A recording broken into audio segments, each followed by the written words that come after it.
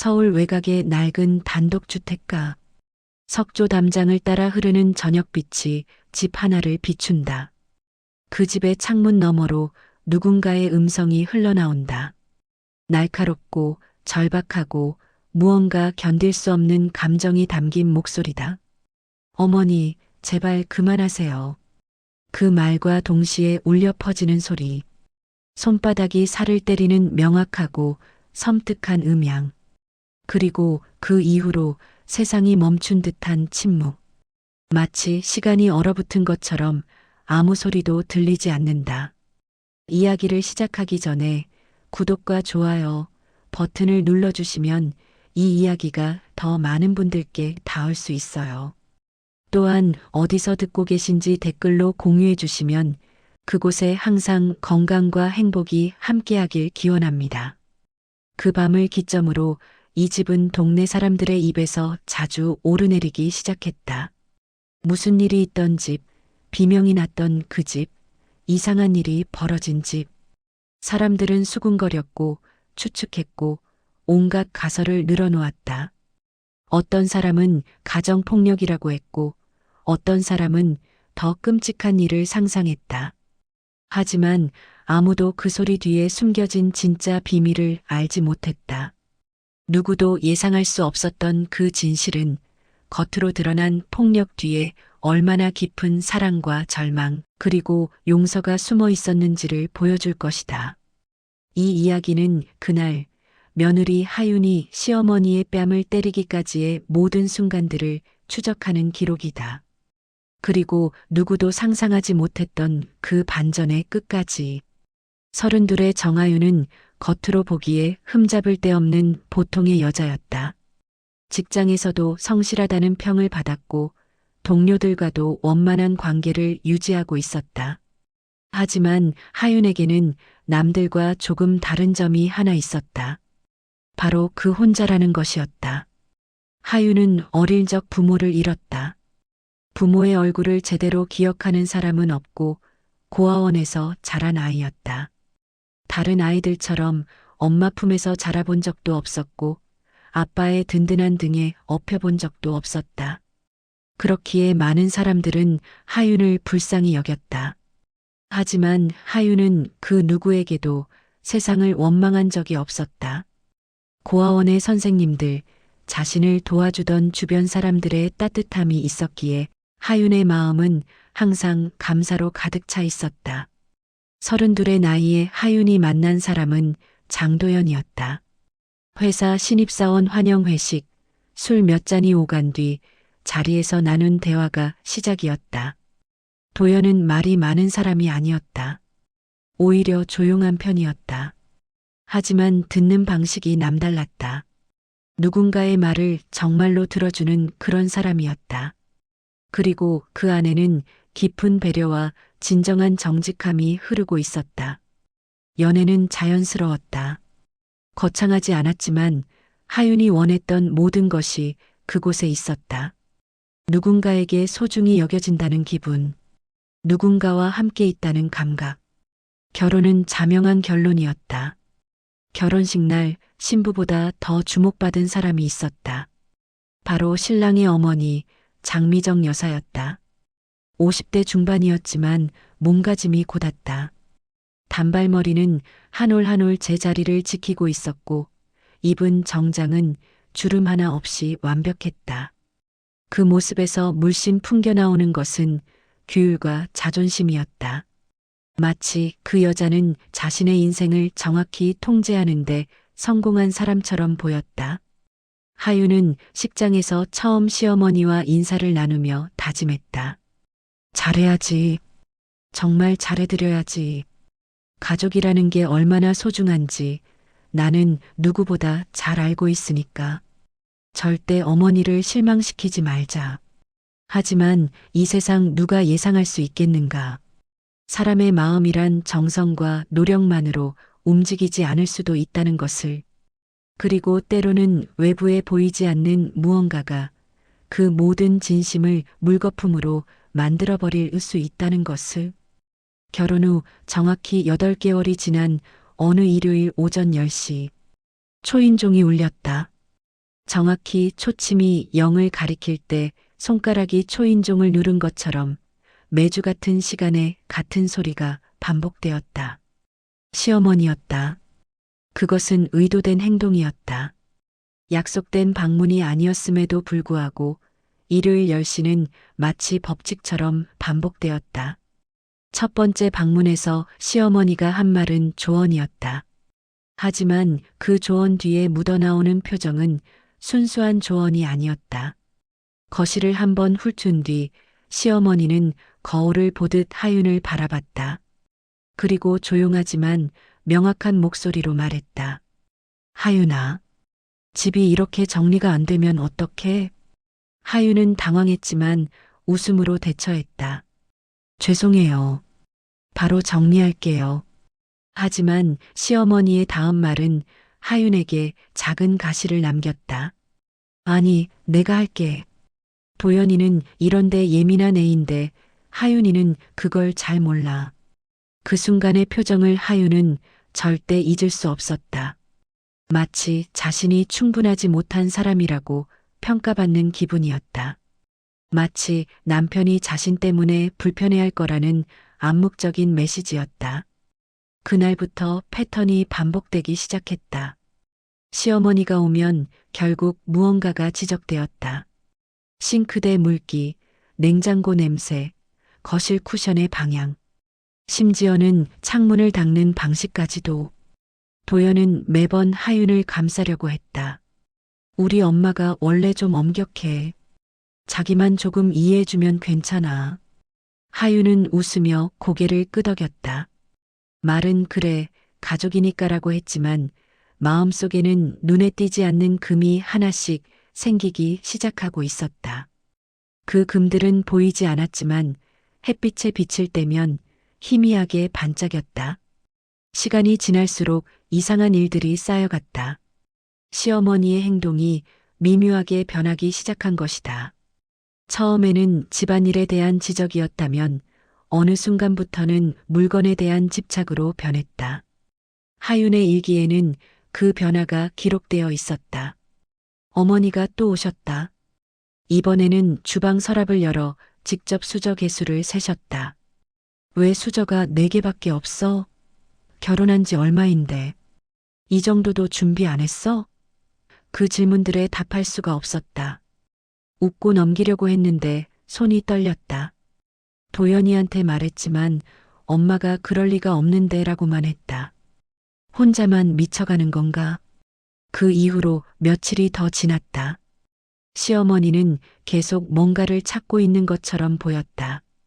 집 구석구석을 돌아다니며 물건들을 확인하고 가구 아래를 들여다보고 상자들을 열고 닫으면서 마치 뭔가 소중한 것을 잃어버린 사람처럼. 하지만 시어머니의 눈빛에는 단순한 답답함보다는 다른 무언가가 어려 있었다. 불안감, 두려움, 그리고 의심. 따뜻한 초여름 오후 하윤은 거실에서 빨래를 개고 있었다. 차로 만든 음료도 식어가고 있었고 TV에서는 드라마의 클라이막스가 펼쳐지고 있었다. 평범한 일요일 오후, 아무 일도 일어나지 않을 것 같은 평화로운 순간이었다. 그때 문이 벌컥 열렸다. 시어머니였다. 평소와는 다른 빠른 발걸음으로 들어섰다. 하윤아, 얘기 좀 하자. 평소보다 훨씬 날카로운 목소리. 마치 무언가를 결정하고 들어온 것처럼. 시어머니의 손에는 작은 주머니가 들려 있었다. 그 안에서 무언가가 아주 미세하게 반짝였다. 이거 어제 잠깐 내가 두고 간 금반지야. 근데 오늘 오니까 없어졌더라고. 하윤은 그 말을 이해하기까지 몇 초가 필요했다. 무슨 말인가 싶어서 되물었다. 어머니, 저는 못 봤는데요. 시어머니의 눈이 가늘어졌다. 마치 누군가를 판단하는 표정이었다. 그래, 아무도 안 지나간 집에서 금반지가 사라졌는데? 하윤은 귀를 의심했다. 정말로 자신이 듣고 있는 게 맞나 싶었다. 이 상황이 현실인가 싶었다. 저를 의심하시는 거예요? 질문이 나왔고 시어머니는 단호하게 대답했다. 가난하게 자란 사람들은 남의 물건에 대한 개념이 부족하잖아. 그 문장, 그 한 문장이 하윤의 세계를 송두리째 흔들었다. 마치 누군가가 가슴을 활짝 열고 그 안에 손을 집어넣은 것처럼. 그 말은 하윤이 숨기고 있던 가장 큰 상처, 가장 아픈 곳을 정확히 파고들었다. 고아원에서 자란 아이, 부모 없는 아이, 무언가 부족한 아이. 그 모든 열등감을 한 문장으로 수십 년간 눌러왔던 감정들이 한순간에 터져 나올 것 같았다. 그날 밤은 길었다. 도연이 퇴근해서 집에 돌아올 때까지 하윤은 아무 말도 하지 않았다. 침대에 누워서 천장을 바라만 봤다. 시어머니의 목소리가 자꾸만 되풀이되었다. 가난하게 자란 사람들은. 도연이 집에 들어오자 하윤은 침대에서 일어나 거실로 나갔다. 남편의 눈을 바라봤다. 여보, 어머니가 저를 도둑 취급했어. 도연의 표정이 변했다. 놀람이었는지 당혹함이었는지 정확하지 않았다. 그는 잠시 침묵했다. 그 침묵이 하윤에게는 가장 큰 답변이었다. 엄마가 그럴 리가 없는데 착각하신 걸 수도 있잖아. 하윤의 목소리가 올라갔다. 참고 있던 감정들이 터져나왔다. 내가 뭘 착각해. 직접 들었어. 금반지가 없어졌는데 내가 훔쳤다는 거잖아. 도연은 한숨을 쉬었다. 그리고 그 한숨은 하윤에게 또 다른 상처가 되었다. 자기야, 제발 조금만 이해해줘. 우리 엄마 요즘 스트레스 많으셔. 그 말이 떨어지는 순간 하윤은 마치 자신이 한심한 사람이 된 기분이었다. 마치 자신이 남편의 어머니를 괴롭히고 있는 게 아닌가 하는 의심이 들었다. 결국 자신이 할 일은 더 참는 것이었다. 더 이해하는 것이었다. 더 미안해하는 것이었다. 그 밤 하윤은 처음으로 자신의 시어머니를 미워하기 시작했다. 그것도 철저하게, 흔들리지 않게. 미움이 결정이 된 순간이었다. 며칠이 지났다. 하윤은 직장에서 퇴근해 집으로 향하는 길이었다. 마트 봉투를 들었고 저녁을 준비할 재료들이 그 안에 들어 있었다. 집 앞 계단을 오르며 하윤은 아무 생각 없이 열쇠를 꺼냈다. 그 순간 뭔가가 눈에 띄었다. 문 앞에 웅크려 앉은 사람이 있었다. 시어머니였다. 그런데 시어머니의 모습이 이상했다. 평상시에는 절대 볼 수 없는 모습이었다. 가슴을 안고 있었고 얼굴은 창백했으며 눈가는 붉어져 있었다. 마치 오래 울고 있었던 것처럼. 어머니, 왜 여기? 하윤은 서둘러 문을 열었다. 시어머니는 천천히 일어났고 불안한 눈빛으로 하윤을 바라봤다. 하윤아, 오늘 좀 들어가도 될까? 그 목소리에는 평소의 위엄이 없었다. 마치 누군가에게 허락을 구하는 아이 같았다. 집 안으로 들어온 시어머니는 이상한 행동을 시작했다. 냉장고 문을 열었다. 확인했다. 닫았다. 찬장 문을 열었다. 손으로 물건들을 만졌다. 신발장도 확인했다. 거실의 서랍도 들여다봤다. 마치 뭔가를 찾고 있는 것처럼. 아니, 뭔가를 확인하려고 하는 것처럼. 그러던 중 시어머니는 갑자기 고개를 떨구었다. 그리고 중얼거렸다. 내가 오늘 약을 안 먹어서 그렇다. 하윤은 그 말을 제대로 이해하지 못했다. 무슨 약이요? 시어머니는 대답하지 않았다. 그저 손을 흔들었을 뿐. 됐어. 그 순간 하윤이 본 시어머니의 얼굴은 복잡했다. 공포와 불안, 분노와 슬픔이 뒤섞여 있었다. 마치 누군가 내면의 깊은 곳에 무언가가 흔들리고 있는 것처럼. 평소에는 절대 볼 수 없는 표정이었다. 하윤은 뭔가 큰 일이 벌어지고 있다는 것을 직감했지만 그것이 정확히 무엇인지는 알 수 없었다. 그 밤 도연은 야근을 했다. 늦은 시간까지 사무실에 남아 일을 하고 있었다. 따라서 집에는 하윤과 시어머니만 남겨졌다. 그리고 그것이 모든 것을 바꾸어 버렸다. 저녁 9시경 시어머니는 다시 움직이기 시작했다. 하지만 이번에는 조용한 움직임이 아니었다. 마치 광기에 사로잡힌 듯한 움직임이었다. 반지 여기에 있었는데. 중얼거림이 시작되었다. 시어머니는 서랍을 하나둘씩 열기 시작했다. 비뚤어진 손가락으로 그 안을 뒤져댔다. 찾는 무언가가 있었다. 반지. 어제 언급했던 그 반지. 하윤은 거실에 앉아 이 광경을 지켜봤다. 뭔가 잘못된 것 같았다. 뭔가 위험한 것 같았다. 어머니, 진정하세요. 뭘 찾으세요? 대답이 없었다. 시어머니는 계속 뒤졌다. 서재의 책장을 무너뜨릴 기세로 책들을 옆으로 밀어냈다. 소파 쿠션을 뜯어내듯이 들어올렸다.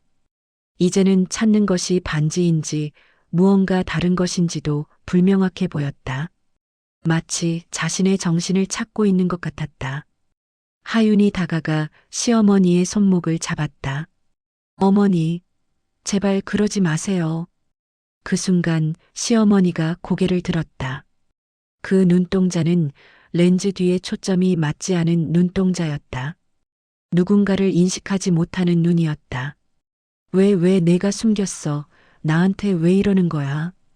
하윤의 목소리가 떨렸다. 어머니, 그런 적 없다니까요. 순간 시어머니가 팔을 들어 올렸다.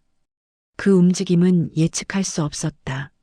마치 자동으로 움직이는 팔 같았다. 손바닥이 홀을 그리며 공중을 가르고 하윤의 뺨을 향해 떨어졌다. 찰싹. 얼굴이 크게 옆으로 돌아갔다. 그 충격은 생각보다 컸다. 눈물이 차올랐다. 하지만 그것은 슬픔의 눈물이 아니었다. 억울함도 아니었다. 공포였다. 순간적인 공포, 통제 불능의 공포. 손이 먼저 움직였다. 하윤은 의도하지 않았다. 의식하지도 못했다. 몸이 반응했다. 본능이 움직였다. 하윤의 손바닥이 시어머니의 뺨을 때렸다. 찰싹. 그 소리 이후로는 모든 것이 멈추었다. 시어머니는 그 자리에서 얼어붙었다. 마치 시간이 정지된 것처럼 천천히, 매우 천천히 무너져 내렸다. 바닥에 주저앉았다. 그리고 울기 시작했다. 미안. 말을 잇지 못한 채 다만 눈물만 흘렸다. 도연이 집에 들어온 시각은 밤 11시 30분이었다. 야근을 마치고 피곤에 절어 들어온 그 순간 그는 집의 이상함을 즉시 감지했다. 거실은 마치 태풍이 지나간 것처럼 어지러워져 있었다. 서랍은 열려 있었고 쿠션은 바닥에 떨어져 있었으며 책들은 무질서하게 흩어져 있었다. 그리고 침실에서는 누군가가 울고 있는 소리가 들렸다. 도연의 얼굴이 창백해졌다. 하윤을 찾았다. 거실에서 무릎을 꿇고 앉아 있는 하윤을 발견했다. 대체 무슨 일이야? 하윤의 입에서 단편적인 말들이 쏟아져 나왔다. 시어머니가 오셨던 것, 뭔가를 자꾸 찾으셨던 것, 그리고 마지막에 벌어진 그 순간들. 하윤의 말은 떨리고 있었고 눈물로 범벅이 되어 있었다. 도연은 들으면서 천천히 표정이 변했다. 마지막 말을 듣자 도연은 갑자기 바닥에 주저앉았다. 얼굴을 양손으로 감싸 쥐었다. 이럴 줄 알았어. 하윤이 물었다. 뭐? 도연은 천천히 입을 열었다. 엄마, 요즘 계속 이상하다고 느꼈어. 자꾸 물건을 잃어버렸다고 나한테 말했거든. 그런데 알고 보니까 그게 전부 원래부터 안 가지고 있던 것들이었어. 하윤은 이해하지 못했다. 그게 무슨... 도연의 목소리는 속삭임처럼 낮아졌다. 엄마, 초기 치매야. 그 단어가 하윤의 귀에 들어오는 순간 모든 기억이 플래시백처럼 돌아왔다. 반지 사건. 물건에 대한 집착, 집안을 뒤지는 불안한 모습, 혼잣말, 약을 먹지 않았다는 중얼거림, 그리고 마지막에 누군가를 인식하지 못하는 눈빛. 지난달에 엄마가 병원 다녀오셨거든. 확진 받은 거 아직 나한테도 말하고 싶지 않다고 하셔서 너한테는 당연히 더 말할 수 없다고 하셨어. 엄마가 스트레스 많다고 한 이유가 하윤의 다리가 휘청거렸다. 마치 누군가가 자신의 발판을 채 흔들어 버린 것 같았다. 지금까지의 모든 일이 다른 의미로 다시 해석되기 시작했다. 악이었다고 생각한 것들이 병의 증상이었고, 학대라고 느낀 것들이 도움을 청하는 신호였고, 의심은 혼란함이었다. 그 다음날 아침, 하윤이 거실에 들어갔을 때 거실 식탁 위에 하나의 종이가 놓여 있었다. 손이 조금 떨린 글씨로 적힌 메모였다. 그것은 시어머니가 밤새 깨어 있으며 적은 글이었다. 메모의 내용은 이러했다. 하윤아, 내가 너를 오해했다면 미안하다. 너는 정말 좋은 아이인데 나는 왜 자꾸 잊어버리고 왜 자꾸 불안해지는지 모르겠다. 무서워. 나 자신이 너무 무서워. 혹시라도 내가 너한테 폐가 될까봐 두렵다. 그래도 도연이랑 잘 살아줘. 나는 너를 좋아한다. 정말로. 그 글을 읽는 순간 하윤의 눈에서 눈물이 쏟아졌다. 다만 이번엔 다른 눈물이었다. 자책의 눈물이었다. 후회의 눈물이었다. 그리고 깨달음의 눈물이었다. 시어머니는 그동안 자신을 괴롭히려 한 게 아니었다. 악의로 가득 차 있던 게 아니었다. 병이, 오직 그 병이 그분을 괴롭혔던 것 뿐이었다. 자신의 기억이 흐려지는 공포, 자신의 판단이 흐려지는 혼란, 자신이 남을 상처 주고 있는데도 그것을 멈출 수 없다는 절망. 그것이 시어머니를 괴롭혔던 것이었다. 그리고 뺨을 때린 그날 밤 시어머니의 눈이 하윤을 제대로 인식하지 못했던 이유도 비로소 이해가 됐다. 이것이 초기 치매의 증상이었구나. 이것이 그 병의 끔찍함이었구나. 기억을 잃어버린다는 게 단순한 건망증이 아니라 자기 자신도 사랑하는 사람도 구분 못하는 혼돈이었구나. 하윤은 그 메모를 손에 들고 한없이 울었다. 침실에서 시어머니가 같이 울고 있는 소리가 들렸다. 남편 도연도 아무 말도 하지 못한 채 가족들의 눈물 소리만 들었다. 그 후 집의 분위기는 완전히 달라졌다. 앙금이 남아 있었지만 그것은 미움의 앙금이 아니라 진실을 모르던 죄책감의 앙금이었다. 미움보다 더 깊은 감정이 자리를 차지하기 시작했다. 하윤은 그날 밤 결심했다. 자신이 할 수 있는 모든 것을 하겠다고, 어머니를 버리지 않겠다고. 그 다음부터 하윤의 일상이 바뀌었다.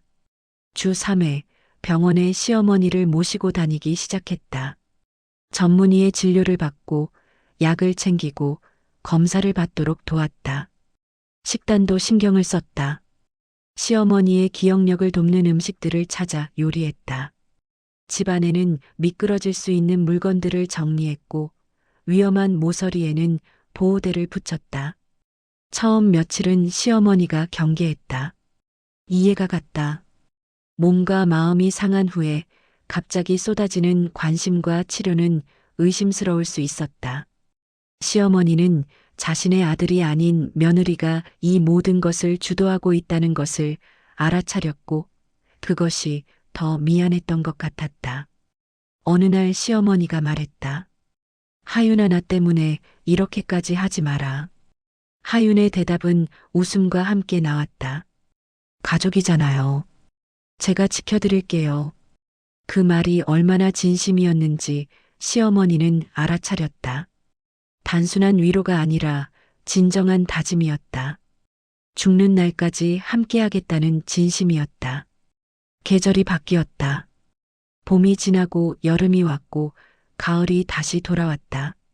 그리고 어느 겨울날 창밖에 하얀 눈이 소복이 내리고 있을 때 시어머니가 눈물을 훔치며 말했다.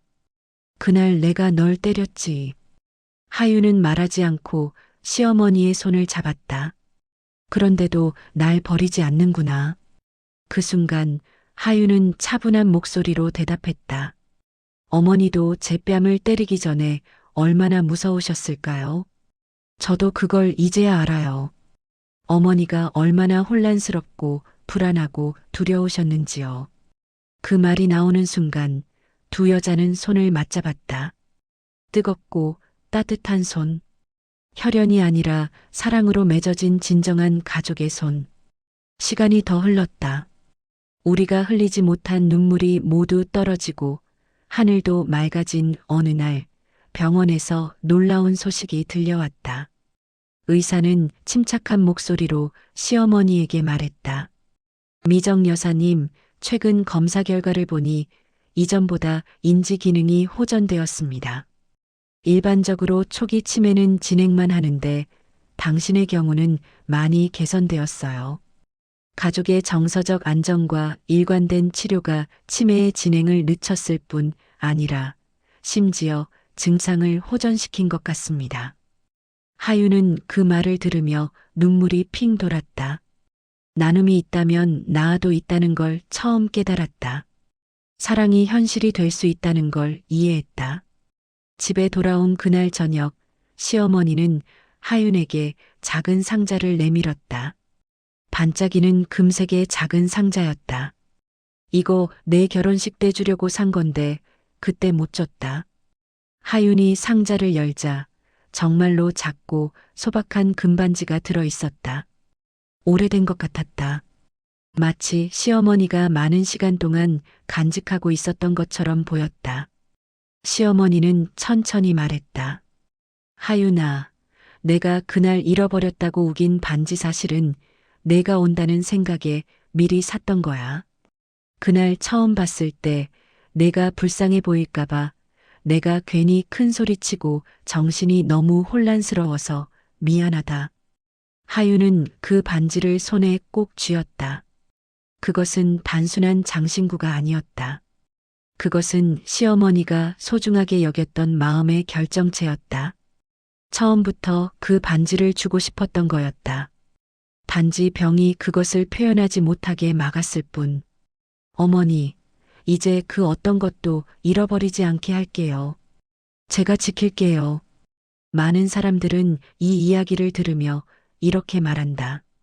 며느리가 시어머니를 때렸다고, 물리적 폭력이 있었다고, 그런데도 함께 산다니 신기하다고. 하지만 누구도 그 이야기의 진짜 의미를 모른다. 그 뺨이 맞았던 날밤은 사실 사랑이 깨진 소리가 아니었다. 오히려 그 반대였다. 그것은 새로운 가족이 탄생하는 순간이었다.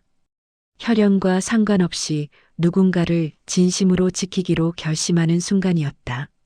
누군가의 약함을 받아주기로 다짐하는 순간이었다. 동네 사람들은 여전히 그 집을 무슨 일이 있던 집이라고 부른다. 하지만 그 안의 주민들은 더 이상 그 이름에 신경 쓰지 않는다. 왜냐하면 그들이 알기 때문이다. 그 이름 뒤에 숨겨진 진짜 이야기를. 그것이 얼마나 깊은 사랑과 절망, 그리고 용서의 이야기였는지. 초기 치매로 진단받은 한 여인. 그리고 그 여인의 며느리가 함께 만들어낸 이야기. 그것은 누군가의 기억을 지켜주기 위해 또 다른 누군가가 자신의 인생 일부를 바친 이야기다. 누군가가 약해질 때 그것을 받아주는 사람이 있다는 이야기다. 시간이 더 흐르면서 그 집은 조용하고 따뜻한 공간이 되었다. 시어머니는 여전히 가끔 헷갈렸고 때로는 과거를 되풀이했지만 그 옆에는 항상 하윤이 있었다. 미소 지으며 다시 설명해주며 손을 잡아주며. 도연은 자신의 아내가 자신의 어머니를 돌보는 모습을 볼 때마다 사람이 이럴 수도 있다는 걸 배웠다. 부모의 업을 자신의 업으로 삼을 수 있다는 것. 피의 관계보다 마음의 관계가 더 강할 수 있다는 것. 그리고 하윤은 오늘도 말한다. 자신의 삶을 나누는 누군가에게 자신의 이야기를 듣는 누군가에게 그날 내가 어머니를 때린 건 약한 사람이 나타낸 순간적인 반응이었어요. 하지만 그 뒤에 일어난 모든 일들은 우리 둘 모두의 인생을 다시 일으켜 세운 순간이었어요. 아무것도 아닌 것 같았던 뺨 때리는 소리가 사실은 새로운 사랑의 신호였어요. 이것이 그 집의 진짜 이야기다. 드러난 폭력 뒤에 숨겨진 깊은 사랑, 의심 뒤에 있던 병의 고통, 그리고 그 모든 것을 받아주기로 한 한 여자의 결심. 누군가는 그 이야기를 슬프다고 할 것이다. 누군가는 그 이야기를 아름답다고 할 것이다. 하지만 가장 정확한 표현은 이것이다. 그것은 인간이 할 수 있는 가장 거룩한 행동의 기록이다. 누군가를 진심으로 돌본다는 것의 기록이다. 겨울이 또다시 돌아올 것이다. 창밖에 하얀 눈이 다시 소복이 내릴 것이다. 그때 그 집의 두 여자는 창가에서 그 눈을 바라볼 것이다. 손을 맞잡고 따뜻하게 영원히. 이야기가 마음에 드셨다면 구독, 좋아요 부탁드립니다. 영상 제작에 큰 힘이 됩니다. 감사합니다.